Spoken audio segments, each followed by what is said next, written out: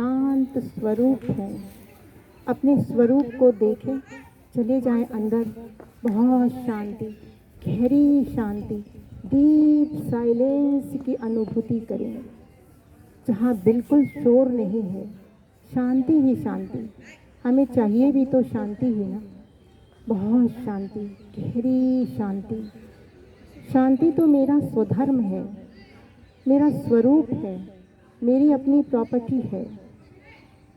तो अपने अंदर स्थित होकर बाह्य वातावरण से मन बुद्धि को समेट कर अपने साइलेंस की स्थिति में स्थित हो जाए। बहुत शांति, गहरी शांति, ये फील करने की चीज़ है। इस शांति की शक्ति के द्वारा हमारे सभी अंदर रखे हुए अंगों पर शीतलता की किरणें गिर रही हैं, वो भी शांत और सरल, संतुष्ट हो रहे हैं। जैसे सूर्य की किरणों चारों ओर फैलकर अपने प्रकाश से पूरे वातावरण को प्रकाशित करती हैं, उसी तरह हमारी शांति की वाइब्रेशन अंदर और बाहर जो भी अशांति है सभी को शांति प्रदान करने का कार्य कर रही है। तो अपनी शक्ति को पहचानें, अंदर ही शांति है, न बाहर किसी वस्तु में, न वैभव में, न व्यक्ति में, कहीं भी शांति नहीं है। मैं शांत स्वरूप हूँ, मेरा स्वरूप ही शांत है। मेरे पिता, परम पिता परमात्मा जो शांति के सागर हैं, अपनी बुद्धि रूपी गागर को डुबोकर, भरकर हर दिन अपने अंदर और बाह्य वातावरण में शांति की किरणों को फैलाएं। कहीं भटकने की ज़रूरत नहीं है। शांति की संकल्प से बहुत शक्तियाँ बचती हैं। हमारे संकल्प ही हमारी रचना है। सबसे सुंदर संकल्प यही है, डीप साइलेंस की अनुभूति। कोई भी हलचल हो, परिस्थिति हो, एकदम अंदर चले जाएं, श्वासों को देखते हुए अपनी शांत चित्तता की अनुभूति करें। अनुभव और श्वास का देखना दोनों मिलकर हमें वो वातावरण दे देंगे जो हमें चाहिए। तो बहुत शांति, गहरी शांति, डीप साइलेंस। ओम शांति, ओम शांति, ओम शांति। ठीक है, सभी वापस आ जाए। अब सभी एकाग्रचित हो गए होंगे आगे के लेसन को लेने के लिए। तो जैसे चिड़िया के दो विंग होते हैं, उसी तरीके से ये जो प्राकृतिक जीवन शैली है, चिकित्सा तो हो जाती है लेकिन ये है एक्चुअली जीवन शैली, माने रहन सहन का तौर तरीका, रहन सहन का तौर तरीका जो लंबे काल तक आजीवन हमारे साथ चले। लेकिन उपचार प्रक्रिया में तो कुछ समय उपचार होता है और कुछ होता नहीं।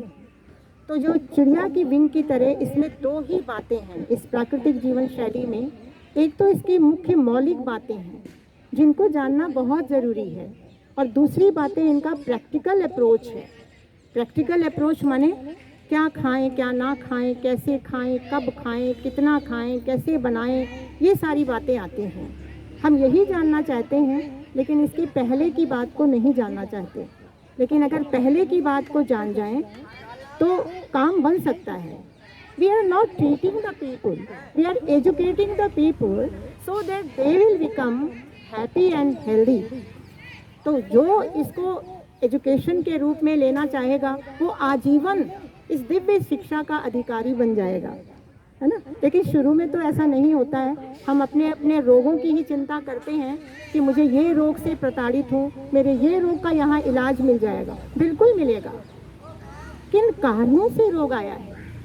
हमारी अपनी ही गलत तरीके की सोच विचार और गलत तरीके के रहन सहन लगातार करते रहने से, लगातार चलते रहने से, उसके अभ्यासी हो जाने से परिणामे दुख में बचा, उसके परिणाम में ही ये दुख, दर्द और परेशानी का जन्म हुआ।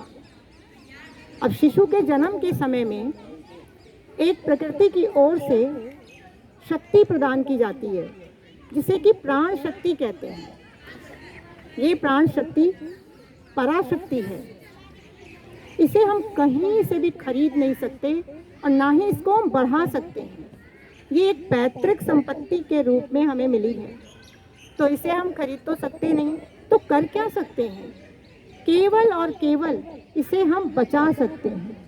कैसे बचाएंगे?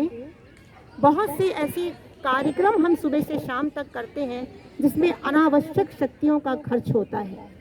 सुबह उठने पर उस प्राण शक्ति के भंडार में से थोड़ी सी शक्ति, बिल्कुल थोड़ी सी, आज भर के कार्य को चलाने के लिए दिया जाता है।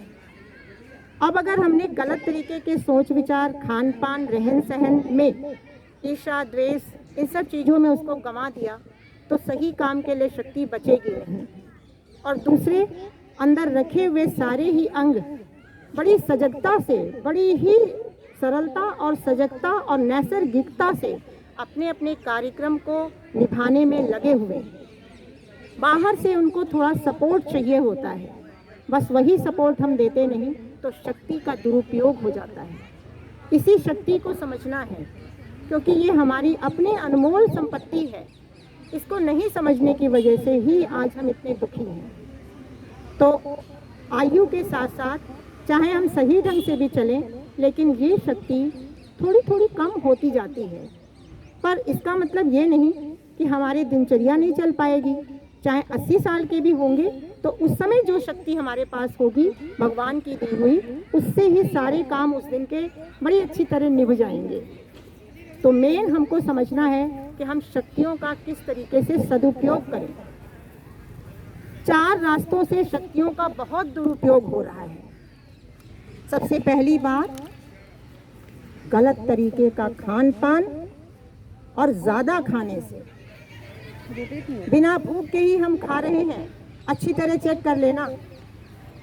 ज़्यादा खाने से और गलत तरीके के खाने के चुनाव के द्वारा इस प्राण शक्ति का बहुत दुरुपयोग हो रहा है। दूसरी बात, मानसिक कारणों से ईर्ष्या, द्वेष, अपने प्रति, दूसरों के प्रति, मन में हर वक्त नेगेटिव ख्याल, मन की खुराक। इसलिए हमारे गुरुजी आचार्य शेषाद्री स्वामीनाथन, जिनके साथ हमें 10 साल रहने का मौका मिला, उन्हीं की ये बातें हैं। तो कहते थे अपने मन की खुराक को बढ़ा लो, increase your mental food and decrease your physical food. मन की खुराक अलग, तन की खुराक अलग। जितना चाहो मन की खुराक अपने सोच के द्वारा। हर वक्त हम सोच रहे हैं इसने मुझे दुख दिया, इसने मुझे दुख दिया, इसने मुझे दुख दिया। अरे तुमने अपने आप को अपने आप से कितना दुख दिया? गलत तरीके के खाया, पिया, सोचा। दूसरों के लिए ये सोचना ये मुझे दुख दे रहा है, यही बहुत बड़ा अन्याय है। कोई किसी को दुख नहीं देता। हमारे अंदर तो कोई पहुंच ही नहीं सकता है, कोई गलत चीज़ नहीं पहुंच सकती जब तक कि हम अलाउ ना करें। तो ये बात समझनी है। आज से हम ऐसा ही संकल्प दृढ़ता से लेंगे, कोई भी नेगेटिव संकल्प को आने के पहले ही उसको दरवाजे को बंद करेंगे। क्योंकि इस नकली या जो इस तरह के नेगेटिव संकल्प हैं, इनका अंशवंश परिवार बहुत बड़ा है, और जो पॉजिटिव हमारी सोच है उसका परिवार छोटा सा है, बहुत छोटा। वो तो जल्दी से आते भी नहीं है, और जैसे एक नेगेटिव आता है तो वो सारे अपने अंशवंश और परिवार को लेकर आ जाता है और हमारा डैमेज करने लगता है ना। कैसे डैमेज करता है कि जब हम गलत सोचते हैं, आप सबने अनुभव किया होगा, खाना बहुत बढ़िया है, चाव से खा रहे हैं, खाते खाते ही कोई समाचार आता है जो दुखद समाचार है, तो क्या होता है? हलक सूख जाता है, खाना नीचे नहीं उतरता है। माने कुछ अंदर ऐसा श्राव जरूर है, कुछ तत्व जरूर है जो कि हमारी सोच का पूरे शरीर पर प्रभाव डालता है। अब कोई बहुत भी बीमार हो, सबको बताता रहे मैं बीमार हूँ, मैं बीमार हूँ, मैं बीमार हूँ, वो उनको बताएंगे बीमार है, बीमार है, बीमार है। वायुमंडल में नेगेटिविटी फैल जाएगी, आप कभी भी स्वस्थ नहीं हो सकते। अरे भाई, किन कारणों से बीमार हुए हो? कुछ गलतियाँ की हैं, उस ओर बुद्धि चलाओ, उसको ठीक करो। तो मानसिक कारणों से हमारी ये जो शक्तियाँ हैं, जिसको नर्व एनर्जी भी बोलते हैं, नर्वस पावर भी बोलते हैं, है ना, इंद्रियों की ताकत भी बोलते हैं। इसलिए शास्त्रों में इंद्रिय निग्रह की बात की गई है। इंद्रियों को कंट्रोल करो। आँख, नाक, कान से बहुत शक्तियाँ वेस्ट हो रही हैं, ये बाहर की तरफ शक्तियाँ जा रही हैं, उनको वापस लाना है। तो पहला, अति भोजन करने से, गलत भोजन करने से, पॉइंट नोट करें मन में। दूसरी बात है मानसिक कारणों से, क्यों हम रोगी बने हैं, पहले कारण को जानना जरूरी है। फिर तीसरी बात आती है चाय कॉफ़ी, उसी कैटेगरी में चाय कॉफ़ी शराब, सभी प्रकार की दवाइयाँ, सभी प्रकार की, इन सब से भी हमारी प्राण शक्ति घूंट घूंट करके ख़त्म हो रही है। आज आपके सामने, आज के समाज में दिख ही रहा है कि जो दवाइयाँ लेकर बहुत ज़्यादा केयर के लिए जा रहे हैं, इंटेंसिव केयर में या आईसीयू में या वेंटिलेटर पे, वो went on he later on हो जा रहे हैं। इसकी वजह तो जानो, हम तो ठीक होने के लिए जा रहे हैं, लेकिन वो दवाई की एक एक घूंट जो प्राकृतिक नहीं है, जो एक स्वस्थ व्यक्ति का भोजन नहीं है, वो कभी भी एक अस्वस्थ व्यक्ति को स्वास्थ्य नहीं दे सकता। इसको बुद्धि में बिठा लेना। मैंने सबसे पहले प्राकृतिक जीवन में जब हम आए, मेरे गुरु की यही एक बात समझ ली कि किसी तरीके की दवाइयों का सेवन नहीं करेंगे, नहीं करेंगे और नहीं करेंगे, चाहे होम्योपैथिक हो। हालांकि हम दवा के ही पुजारी थे, एलोपैथिक से नहीं तो होम्योपैथिक में। मैंने अपने जब गुरु जी से ये बताया कि हम एलोपैथिक नहीं करते हैं, हम तो होम्योपैथिक लेते हैं, बड़े चाव से, बड़े दावे से। उन्होंने क्या कहा, no homeopathy, no allopathy, no ayurvedic, नामोपैथी सुप्रीम। कैसे समझ में आता एक सामान्य इंसान को? तो इन कारणों से चाय कॉफ़ी कोला दवाइयाँ सब हमारे नर्वस सिस्टम को वीक करती हैं। शरीर में हर वक्त क्रियाएं हो रही हैं, ऐच्छिक और अनैच्छिक। इच्छा से मतलब भोजन हमने लिया इच्छा से, अनैच्छिक माने अंदर जाके पाचन होगा उनकी इच्छा से। तो क्रियाएं हर वक्त चल रही हैं, शरीर सजग है, उसे क्या करना है क्या नहीं करना है। लेकिन बेचारा जब आप बाहर से गलत चीज़ों को दे देते हैं तो वहाँ पर मूक हो जाता है। एक बार मेरे गुरुजी ने बताया कि सारे अंगों ने एक गोल मेज कॉन्फ्रेंस किया, तो आमाशय ने कहा कि ये मानो निराबुद्धू है, इसको तो ठीक ढंग से संवारना भी नहीं आता, मेरी देखभाल भी नहीं करना आता, चलो इससे तलाक ले लेते हैं। ये तो एक थोड़ी सी हंसी मजाक की बात थी, लेकिन ऐसा ही हो रहा है। बिना भूख खाने की बीमारी महामारी की तरफ फैली हुई है, क्योंकि दिमाग में ये बैठ गया है कि खाएंगे नहीं तो ताकत कैसे आएगी। अरे पचाएंगे नहीं तब कैसे ताकत? जब वो खाना पचेगा नहीं तो सड़ेगा, बलगम बनेगा, बुखार बनेगा, दर्दें बनेंगी, तेजाब बनेगा। बहुत सरल सी बात है, इतनी सहज और सरल बात है, बस केवल बुद्धि में हमारे सबकॉन्शियस में टच कर जाए।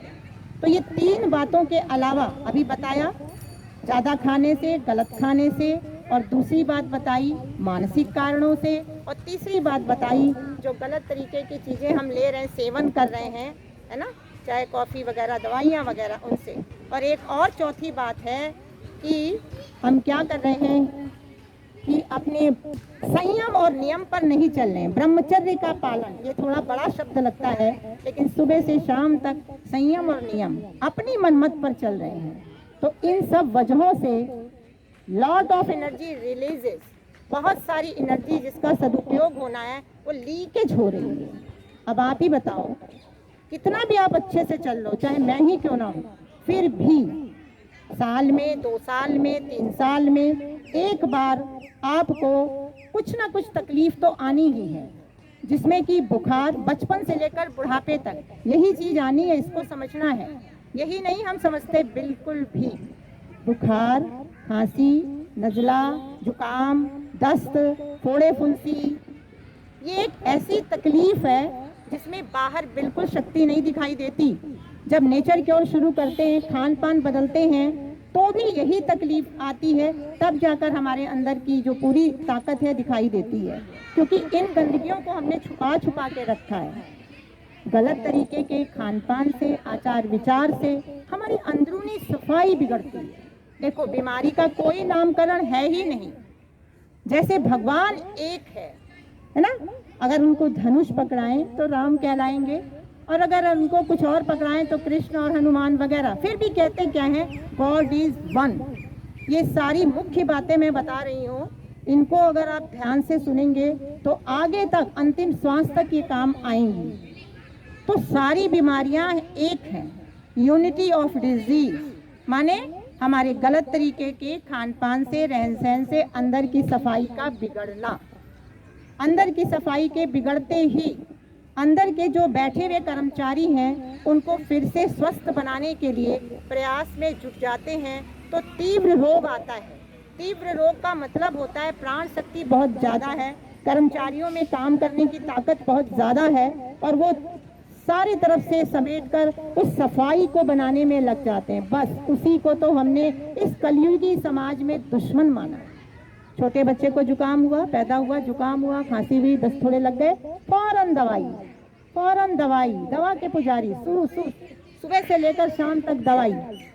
अरे आने दो, जब कभी भी ऐसी चीज आती है तो आपने खुद भी महसूस किया होगा, हमें बुखार आया, जुकाम आया, खांसी आई, तो सबसे पहले कुदरत क्या करती है? रसोई को बंद करती है, भूख बंद होती है। मेरी भी हुई थी, अभी कुछ दिन पहले हमको थोड़ा तकलीफ आया, बुखार आया, 1 हफ्ते एक अन्न का दाना नहीं, कोई चीज भी नहीं, क्योंकि रिक्वायरमेंट ही नहीं थी।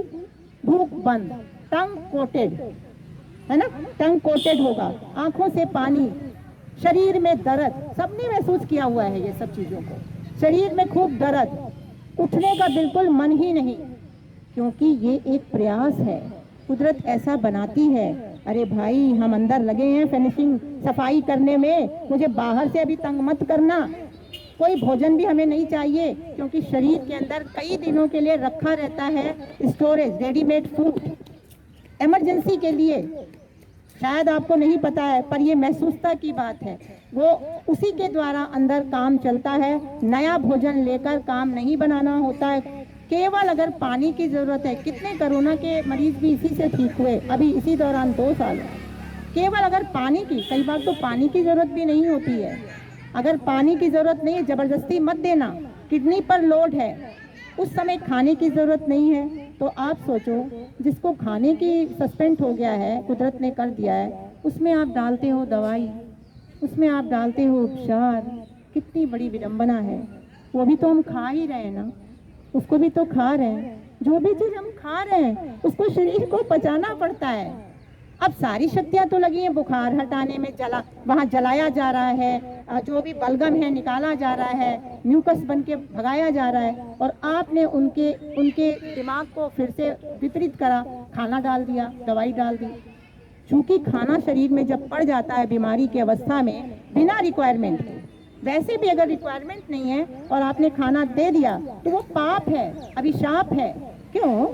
क्योंकि जो काम चारों तरफ से संभल के हो रहा था, अभी वो शक्तियाँ इधर उधर वितरित होकर अब आमाशय में आ गई खाने को पचाने के लिए। काम रुक गया। काम जब रुक गया तो फिर क्या? हाँ, दवाई लेने से कुछ लाभ जरूर होता है एक्यूट में। जब हमें तीव्रता से खांसी जुकाम होता है शुरू में, तो हम दवाई लेते हैं, वाह बड़ा आराम मिलता है। क्यों आराम मिलता है? अंदर का पागल और बाहर का पागल। अंदर तो वही है खराबी, और बाहर से जब वो पागल आया, मैंने दवाई वगैरह आई, तो कुदरत और तेजी से उसको भगाने की कोशिश करती है। उस भगाने में कुछ आराम बन जाता है, क्योंकि गंदी चीज भी कुछ बाहर धकेली जाती है। लेकिन इसमें प्राण शक्ति को बहुत ज्यादा अपना ताकत लगाना पड़ता है। इसीलिए हर खुराक लेने के बाद, दवाई की खुराक लेने के बाद जब हम ठीक भी हो जाते हैं तो हमारे अंदर ताकत नहीं रहती। ठीक तो हो गए, बुखार उतर गया, खांसी उतर गई, लेकिन बड़ी कमजोरी है, 10-15 दिन तक कमजोरी। कभी समझा इसको? नहीं समझा। मैं 1 हफ्ते बीमार होके आई, दूसरे हफ्ते यहाँ आ गई, मेरे अंदर आज फिर उतनी ताकत आ गई। क्यों? क्योंकि हमारी सफाई बन गई, काम हो गया, और पहले से प्रमोट हो गए। तो एक्यूट डिजीज हमें प्रमोट करती है। जैसे आप 11वीं को पास करके 12वीं में जाते हैं, लेकिन गलतियां यहीं पर हो रही हैं, इसको समझना है। उस समय खाना खाया, गलत तरीके से उसका ट्रीटमेंट किया, तो वो जो बीमारी है अंदर सप्रेस हो गई, दब गई माने वो छुप गई, माने लेटेंट हो गई। जो पेटेंट थी बाहर थी, अब वो अंदर चली गई। कुछ समय बाद फिर आएगी, फिर कुदरत को मौका मिलेगा, फिर आपको बीमार करेगा वो एक्यूट में ही, तीव्रता से काम करेगा, तीव्र रोग आएंगे। आपको तो पता है उपचार यही करना है और कुछ नहीं करना है। फौरन आप जाएंगे, फिर वही उपचार कर, फिर ठीक हो जाएंगे। ऐसे ही करते करते सिर्फ जो एक ही बीमारी मानव के लिए बनी थी, बीमारी भी नहीं, अंदर की सफाई बनाने का प्रयास, अब उसमें बाधक बनते बनते हम प्रमोशन में आ गए। अब आ गई क्रोनिक माने मंद रोग।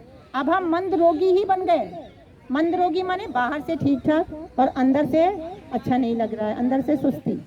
अब जब गए, अभी जो 2-4 दिन में दवाई का काम या ठीक हो जा रहे थे, अब जाने पर क्या हमें सलाह मिली, अब आपको कंट्रोल में रखना है। ब्लड प्रेशर आ गया, ब्लड शुगर आ गया, अभी तो कंट्रोल में रखना है। अब आप 12 मासी बीमार हो गए। अब 12 मासी अब वो चीज़ खाने लग गए जो अखाद्य है, जो एक स्वस्थ व्यक्ति का भोजन नहीं, वो कभी भी एक अस्वस्थ व्यक्ति के लिए दवाई नहीं बन सकता है। हम इन्हीं प्राकृतिक चीज़ों से, वनस्पतियों से बीमार पड़ने पर इन्हीं का प्रयोग करके, मैंने बहन से घास मंगवाया था जब मेरे को तकलीफ आई थी कि दूर्वा घास मुझे देना। तो ये चीज़ें ऐसी हैं, औषधि भी हैं। जब बीमार पड़ते हैं तो औषधि बनती है, और जब स्वस्थ रहते हैं तो भी वो पी सकते हैं। माने कि एक स्वस्थ व्यक्ति जिसे ले सकता है और एक अस्वस्थ भी, वही हमें स्वस्थ रख सकता है। उसी से हमारा खून साफ होगा, ऊतक साफ होंगे, टिश्यूज वगैरह, ग्लैंड वगैरह जब अंदर रखे हुए ये सारे कर्मचारी ठीक ठीक रहेंगे, ठीक ठीक काम को पाते रहेंगे, तो आप तो निरोगी रहेंगे ही रहेंगे। अगर नॉलेज ये होगी तभी तो एक्यूट डिजीज आने पर या कोई भी बेचैनी नहीं होगी, व्याकुलता नहीं होगी। अब 12 मासी बीमार पड़ के 12 मासी दवाई लेने पर हम तीसरी स्टेज में प्रमोट हो जाते हैं ऑटोमेटिक। जैसे प्राइमरी पास करके सेकेंडरी में जाते हैं, सेकेंडरी से हायर में जाते हैं, वैसे अब हम ये 2 प्रकार की बीमारियां हमारी बनाई हुई हैं। बस केवल कुदरत ने एक ही बनाई है, जानवरों को भी वही होती है। कभी कभी शेर भी घास खाता है। तो इस तरह हमें समझना है कि अपनी शक्तियों का मैं सदुपयोग करके अपने खोए हुए स्वास्थ्य को कैसे वापस पाऊँ। जो लोग काफ़ी आगे निकल चुके हैं, क्रोनिक में पहुंच चुके हैं, कोई बात नहीं, हम यूटर्न लेंगे। हम कलकत्ते तक जा चुके हैं, वापस आएंगे। तो नेचर में कोई भी चीज़ से आपको सामना करना पड़ेगा। वापस आने के लिए सही तरीके की सोच विचार, सही तरीके का खान पान बना लेंगे तो धीरे धीरे करके हम वापस अपने खोए हुए स्वास्थ्य को रीगेन कर लेंगे।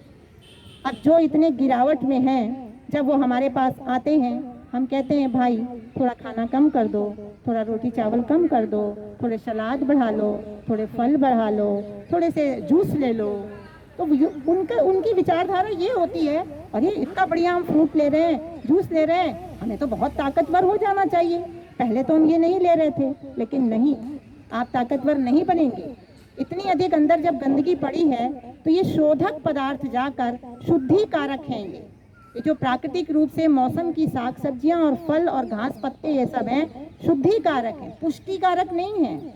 आपका थोड़ा बेकार का रखा हुआ वजन भी घटेगा, और जो बीमारी आपने दबा दबा कर दवाइयों के द्वारा अंदर रखी हुई है, वो क्या होगी, वो हीलिंग क्राइसिस के रूप में यू टर्न बाहर आएगी। कुछ आपको सुस्ती लगेगी, 8-10 दिन करने के बाद आप बताएंगे अरे अब तो बहुत सुस्ती है, बिल्कुल हिला नहीं जा रहा है, यहाँ दर्द हो रहा है, वहाँ दर्द हो रहा है, ऐसे बोलेंगे। बिल्कुल सही स्टेप जा रहा है। आएगा ही हीलिंग क्राइसिस। जब ताकत जागेगी, कुदरत अपने आप प्रयास करेगी। अब आपको दवाइयों से नहीं दबाना है, अब तो थोड़ा सा सहना है।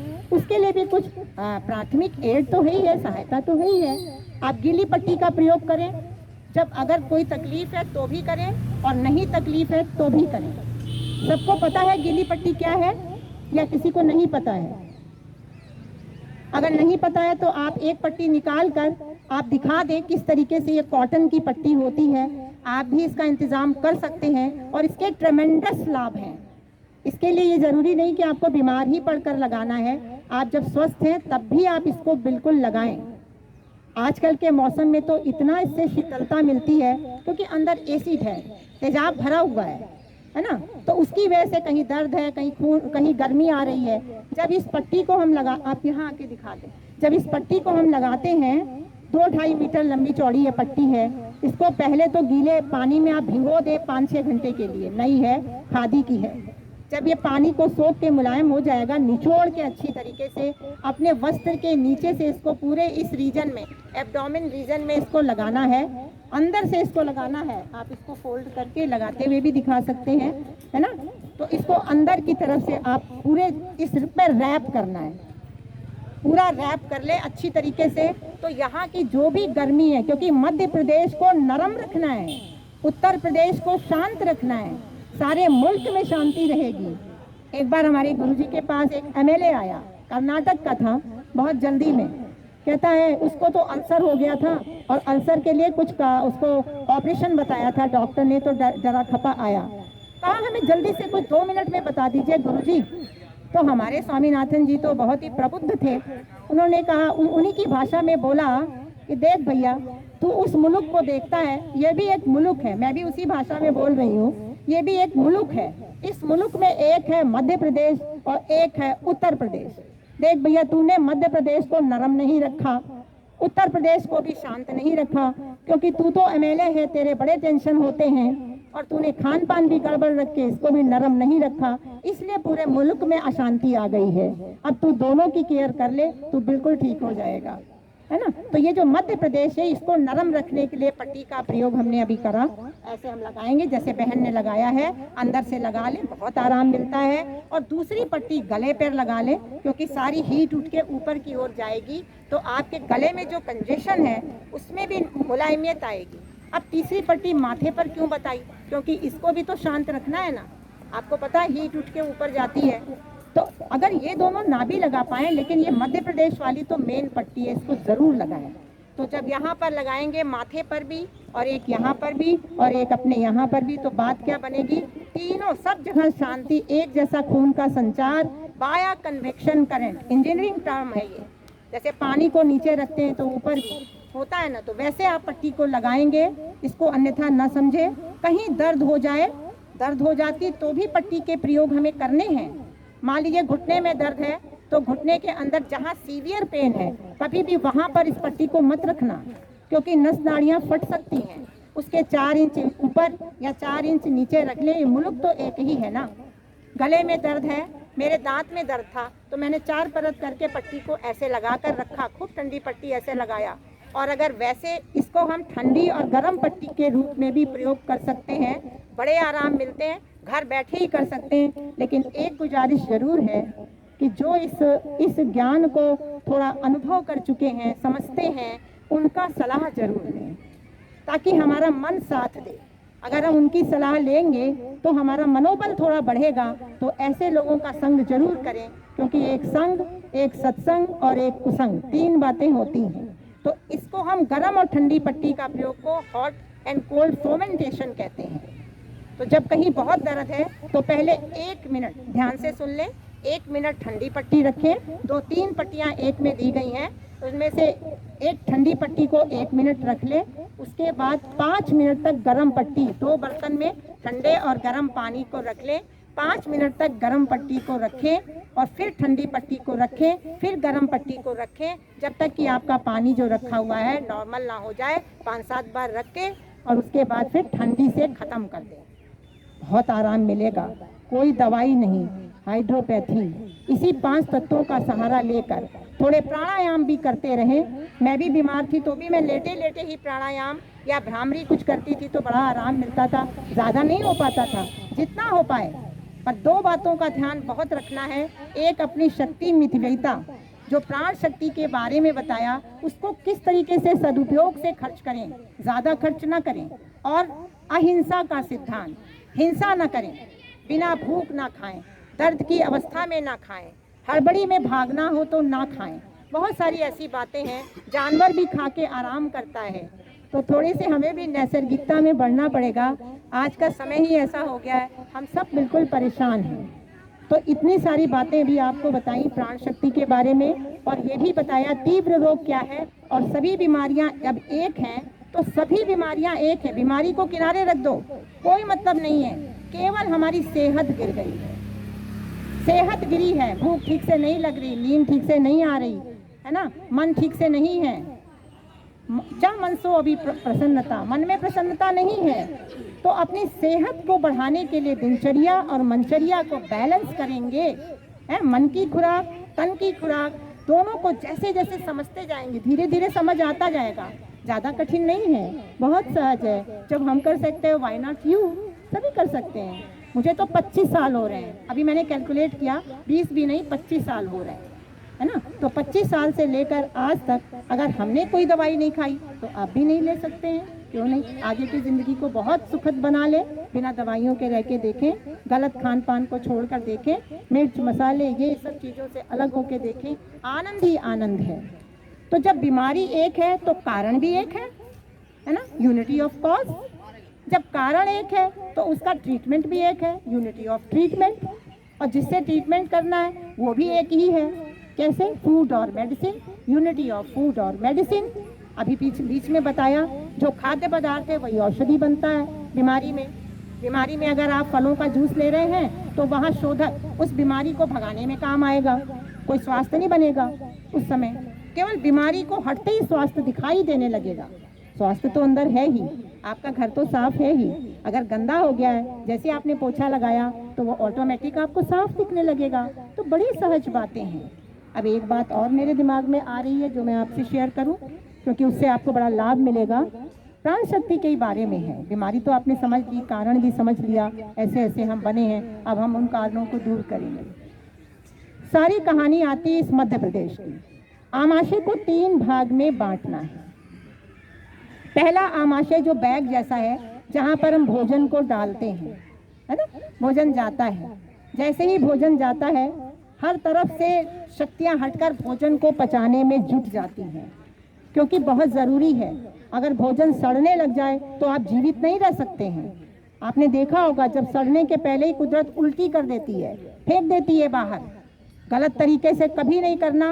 प्राकृतिक चिकित्सक जो दुनिया में है, मैंने वो वाला पढ़ाई नहीं किया है, वो लोग जल नेति, धूप नेति, पता नहीं क्या क्या बताते हैं, एक्यूप्रेशर, एक्यूपंचर, सारी चीज़ें वायलेंट हैं। ज़रूरत ही इसकी नहीं है, आज तक ज़रूरत नहीं पड़ी। क्योंकि मैं केवल पढ़ा लिखा नहीं बोल रही हूँ। कितना भी आप पढ़ लो लिख लो, काम नहीं बनेगा जब तक आपने उसको अनुभव में आत्मसात नहीं किया। तो इस आमाशय में जब आपका भोजन जाता है, वो कौन सा भोजन जिसके अंदर कुछ चावल है, रोटी है, सेकेंडरी फूड है। फूड के बारे में हम सेकंड वाले सेशन में जब कभी होगा तो आपको और विस्तार से बताएंगे। लेकिन जो आज वाली बात बता रही हूँ, अगर ये पकड़ लिया, बेसिक फंडामेंटल्स, इसको कहा जाता है मौलिक सिद्धांत, अगर इसको पकड़ लिया तो जो रोगी हैं वो निरोगी बन जाएंगे, और जो निरोगी हैं वो और भी ज़्यादा अपने स्वास्थ्य स्तर को ऊंचा उठा लेंगे। तो जब यहाँ हमारा सेकेंडरी फूड गया, जिसमें रोटी है, चावल है, अनाज है, दालें हैं, दूध है, कुछ ऐसी चीज़ जब जाती है तो आमाशय को काम करने में, माने उस शक्ति, सारी शक्तियाँ आप देखो यहाँ आ गई। शक्ति एक ही है, वही हमारी बीमारी में भी काम करती है और स्वस्थ रहने पर भी वही एक ही शक्ति। आप एक ही हो। किचन में अगर आप हो तो कमरे में नहीं हो, कमरे में आप हो तो किचन में नहीं हो। ये तो कॉमन सी बात समझ आती है। उसी तरह अंदर भी एक ही शक्ति है जो हमारे अस्वस्थ हो या खाना जाने पर भोजन को पचाने में लग जाती है। ठीक कितना समय लेती है आप देख लेना, फिजियोलॉजी की किताब में मैंने तो पढ़ाई करी है अच्छे से, गहराई से, उसमें भी लिखा हुआ है 4 घंटे एक भोजन को पचाने में नॉर्मली लगता है। 4 घंटे। हाँ, अब 4 घंटे तक शक्ति तो यहाँ पर इंगेज है। शक्ति यहाँ